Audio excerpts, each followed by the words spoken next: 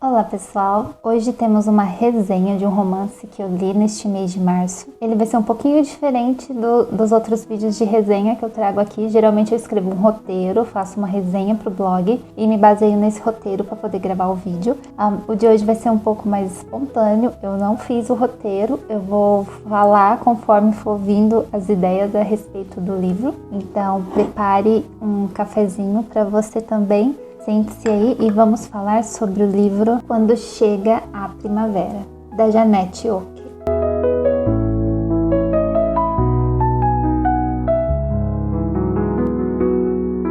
Sim, gente, esta é a capa do livro no Kindle. Todos os livros da série é a capa inteira, normal. Somente esse, eles colocaram a capa assim. Meio esquisito isso, né? Este é o segundo livro da série Oeste Canadense. Se eu não me engano, são um total de 6 livros. Depois a autora escreveu como se fosse um spin-off com a sobrinha da Elizabeth. Então é outra série de livros chamada De Volta ao Oeste Canadense.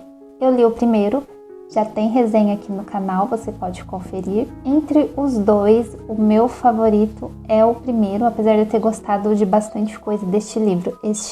Quando Chega a Primavera, ele acontece muito mais coisas, ele é mais dinâmico do que Quando Chama o Coração, que é o primeiro livro. Bom, nessa história temos o casamento de Elizabeth com o Win. Uns 30% do livro é apenas o casamento. A Elizabeth costurando o próprio vestido, planejando a festa, planejando a cerimônia. Só que acontece algo que tem que adiantar o casamento. Ela está em junho e eles vão se casar em setembro. O Win recebe uma carta dizendo a ele onde será seu novo posto de trabalho. Até então ele ainda não tinha sido designado, porque ele havia tirado um tempo para cuidar do seu irmão, como vimos no primeiro livro. Neste segundo, ele está se preparando para se casar com Elizabeth, mas ele recebe a sua designação para ir para o norte. Já era esperado por Elizabeth, ela sabia que ela moraria em algum lugar bem distante, provavelmente o norte. O que ela não sabia é que eles teriam que se mudar em menos de 2 semanas. Ou seja, o casamento teria que ser adiantado.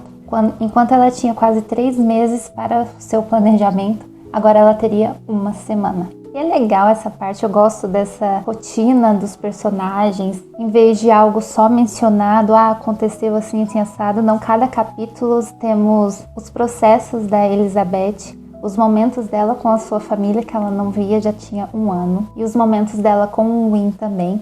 Ele estava com medo dela desistir, dela não querer se casar com ele, já que a designação veio bem antes do esperado, mas ela está decidida a se casar com ele, ela ama ele, então eles se casam em uma cerimônia bem mais simples, tem uma lua de mel bem mais simples e adiantada e em menores dias, e depois eles seguem para a viagem. Essa viagem, eu me coloquei no lugar da Elizabeth, eu não sei se eu conseguiria. Se eu não me engano, foram 4 ou 5 dias de viagem. Um dia inteiro num trem, depois eles pegaram uma espécie de balsa, na verdade era uma carcaça que eles usavam como balsa. Aí eles passaram a noite numa cabana horrorosa. Elizabeth passou por maus momentos, gente, dá muita dó dela. Depois eles têm que seguir mais um caminho de carroça até enfim chegarem à cidade em que eles vão ficar. Na verdade não é uma cidade, é um pequeno povoado, um assentamento com várias cabanas, tem muitos caçadores e a maioria das pessoas que moram lá, a maioria não, praticamente todos são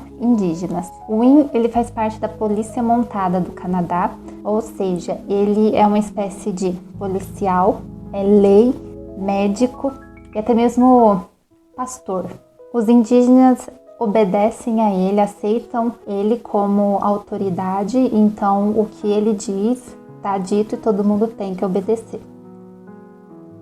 E lá eles têm uma cabana. Elizabeth teve que deixar muita coisa para trás, ela não pôde levar todas as coisas dela. A cabana é bem simples, tem 3 cômodos, e isso ela ficou muito feliz, que ela estava morrendo de medo de ser uma cabana com um cômodo só ou 2, porque o Win precisava de um escritório dele para receber as pessoas e ela não queria perder a privacidade dela, então o fato deles terem um quarto só para o casal, para ela foi muito importante. E a viagem foi bem exaustiva. Se eu estivesse no lugar dela, não sei se eu aguentaria. Eu fico pensando nesses momentos a respeito de banheiro, gente. Para mim, banheiro é algo fundamental. Agora, imagina você estar fazendo uma viagem longa de 5 dias sem tomar banho e tendo que ir no banheiro, assim, no mato.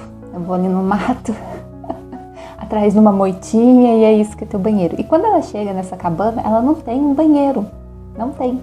E aí ela entra em desespero e fala pra Win, ó, eu aguento muita coisa, mas eu preciso de um banheiro. Aí ele manda construir. Um defeito do livro: não é muito esclarecido como essas coisas funcionam. Porque assim, é um livro de época, ele foi escrito em 1968, se eu não me engano. Se eu estiver errada, eu vou colocar a data certa aqui. E é uma história que se passa no começo do século XX, 1910 mais ou menos. E não é explicado como funcionava, porque ela tem a cabana, né, com 3 cômodos. O escritório do Win é onde tem a lareira. A cozinha é onde tem o fogão. E o quarto deles onde tem a cama. Então ela tem uma cama, pelo menos foi isso que eu entendi. Mas conforme o Win tem que curar algumas pessoas que estão doentes, alguns se machucam, alguns quebram a perna, e essas pessoas passam um tempo na cabana deles, dá a entender que essas pessoas ficam na cama. E onde eles dormem? Isso não é explicado, eu não faço ideia onde eles dormem, porque não tem colchão extra, não tem nada. E eu não consigo imaginar a Elizabeth dormindo no chão.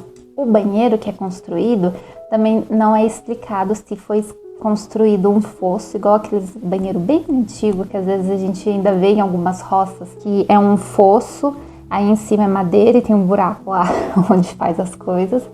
Ou se é só a cabine do banheiro e eles usam pinico. Isso não é explicado, eu adoraria saber. O que eu gosto desses livros de época é entender como as pessoas viviam naquela época, né? Tanto que eu sou muito fã de José de Alencar, porque os livros dele são bem descritivos nesses pontos. Mas nesse aqui fica a imaginação. Algo que Elizabeth fez questão de levar foi um joguinho de bule e xícaras para tomar chá. E café também, eles tomam café, às vezes eles tomam à noite café. Eu não entendo pessoas que tomam café à noite, eu realmente não entendo, porque café pra mim me deixa ligado no 220. Se eu tomar um café depois das 4 da tarde, eu não vou dormir à noite. Então depois das 4 da tarde pra mim tem que ser chá. Voltando à história, Elizabeth ela tem que se adaptar a essa nova vida. O Win fica muito tempo fora de casa, às vezes ele acontece até dele passar a noite fora. E ela leva bastante coisa para ela se ocupar, como muitos tecidos para fazer almofada, fazer travesseiros, fazer capa para cama, até mesmo roupas. Cortinas também, ela faz cortinas, porque a cozinha dela não tem armários, são só algumas prateleiras. Aí ela faz uma cortina para cobrir. Ela é bem cuidadosa, assim, ela é aquela dona de casa que gosta das coisas fofinhas, arrumadinhas. Só que chega uma hora que isso acaba, né? O tempo dela começa a ficar muito ocioso, ela não tem o que fazer, então ela resolve se aventurar e ir até o assentamento. Lá, o assentamento é tipo o local do comércio, vamos colocar como um centrinho, porque é lá que fica o mercado principal, em que um homem, ele busca materiais para chegar a esse assentamento, onde ele vende. E ele não vende só com dinheiro, geralmente os indígenas negociam com ele um produto em troca de uma pele de animal. E ela vai até lá para conhecer, ver se ela quer alguma coisa e encontrar a senhora McLean. O senhor McLean é um homem branco, isso ela já sabia. Então ela tinha esperança da senhora McLean ser uma mulher branca. Vamos falar sobre esse detalhe no livro. Eu achei esse livro racista. É um livro escrito em 1968. Outros tempos, outra mentalidade. Lendo ele hoje, eu enxerguei racismo nas entrelinhas. Embora Elizabeth, ela vai passar por esse momento em que ela quer uma amiga branca, porque na cabeça dela somente uma mulher branca a compreenderia, a entenderia. Uma indígena não a entenderia, não em questão de idioma, mas questão de costumes, de tomar um chá, de conversar, falar sobre casamento e até mesmo falar sobre Deus, lembrando que é um romance cristão. E quando ela percebe que ela não vai ter uma mulher branca lá na aldeia, naquela cidadezinha, isso a decepciona muito. Então ela tem que desconstruir isso. Embora ela desconstrua, a autora teve esse cuidado de Elizabeth evoluir a esse ponto, ainda temos uma diferença grande entre se ela tivesse uma amiga branca, como ela vai ter uma amiga indígena. Em vez dela dizer que a indígena é uma igual dela,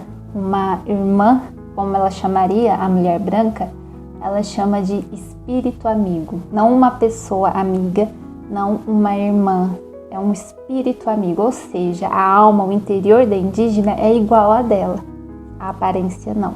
E isso tem uma diferença, você percebe um pequeno racismo nas entrelinhas. Outras coisas que eu notei também que eu achei bem esquisito. Os indígenas lá são dados como inocentes, ingênuos, incapazes de cuidar deles mesmos. Eles precisam do homem branco lá para cuidar deles. Isso para mim é muito contraditório, porque aquela terra é deles.